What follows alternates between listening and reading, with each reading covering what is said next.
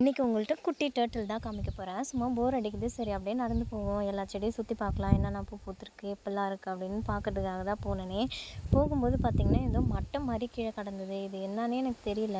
சரி நல்லா கிட்ட போய் உத்து தான் பார்ப்போமே அப்படின்னு சொல்லி பார்த்தா அதோட மூஞ்சை வந்து எனக்கு நேரம் நீட்டுது. இதை பார்க்கும்போதே புலி படத்தில் ஒரு காமெடி சீன் வரும்ல, அதுதான் எனக்கு ஞாபகம் வந்தது. இதை பார்க்கும்போது பயம்னு சொல்கிறத விட ஒரு ஆர்வமாக இருந்தது. என்னடா இது இவ்வளோ சின்னதாக இருக்குது, ஆமை போய் அழகாக இருக்கே அப்படின்னு சொல்லி தான் எனக்கு தோணுச்சு. ஏன்னா அது முட்டையிலேருந்து வெளியில் வந்து அதெல்லாம் வந்து டக்குன்னுலாம் பார்க்க முடியாது. பின்னாடி ஆறு இருக்கிறதால ஆற்றுலேருந்து மேலே ஏறி வந்துருச்சா அப்படின்னு யோசிக்க முடியல என்னால். இது எங்கேருந்து வந்ததுன்னே தெரியல. நான் சடனாக பார்த்தோன்னே எனக்கு கொஞ்சம் ஷாக் ஆன மாதிரி இருந்தது. இவ்வளோ அழகாக இருக்க இந்த குட்டி ஆமையை விடவும் மனசு வரல. வீட்டுக்குள்ளேயும் வளர்க்கக்கூடாதுன்னு சொல்லிட்டாங்க. சரி எதுக்கு வீணாக வம்பு, நம்ம எடுத்துகிட்டு போய் அதோட இடத்துல விட்டுடலாம். ஆமெல்லாம் வந்து உப்பு தண்ணியிலலாம் இருக்கும், கடல்லலாம் இருக்கும் அப்படின்றதால நான் ஆற்றுலேயே வந்து விட்டுட்டேன். என்னோடய சிஸ்டர் தான் பிடிச்சிட்டு போய் விட்டாங்க. இன்றைக்கி இந்த ஆமைக்கு தான் டாட்டா பாய் பாய் சொல்லி நாங்கள் அனுப்பிச்சிட்டோம்.